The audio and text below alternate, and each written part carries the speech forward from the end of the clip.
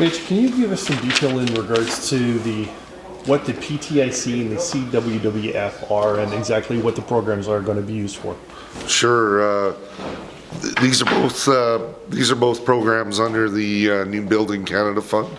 So different programs in what they all cover, but also in their funding levels. So the PTIC is a third funded by the three parties, federal, provincial, and municipal. And the CWWF is a brand new program under that New Building Canada Fund that is going to provide 50% federal funding and 25 of provincial and municipal. All in our case, all focused on wastewater infrastructure. Our applications are anyway. So the CWWF is focused completely on water and wastewater projects. The PTIC's got a little bit more breadth to it. So I believe there's about $89 million in funding for Saskatchewan under these programs, and about $44 million provincially, and the rest, of course, be made up by the municipal governments. So for this intake, this first intake since 2014. So for this intake, municipalities were allowed two opportunities, two applications.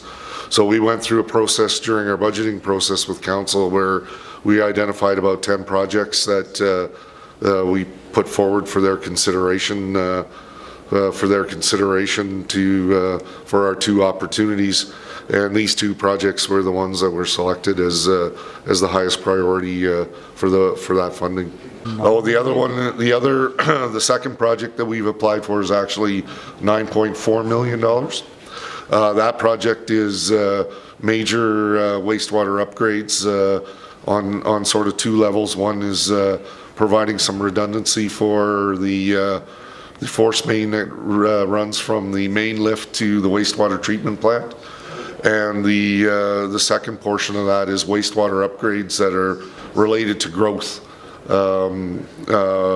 We are nearing capacity in the northeast and northwest for wastewater, and in order for the city to continue to grow beyond sort of what's planned today, we need some more wastewater infrastructure.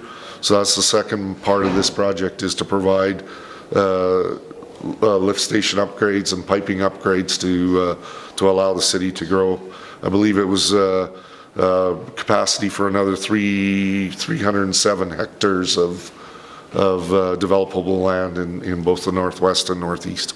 So if you don't get that funding support from the other government levels, will you also go ahead with that one, or will you put that one on hold? Well, that one sort of depended on funding at this point, and then also depended on growth. So we're trying to get a little bit ahead of our anticipated growth right now, and hopefully be prepared for when that growth happens. In beyond, if we weren't successful in that application, then we'll probably have to phase things in and do them as that growth begins to develop and work that way.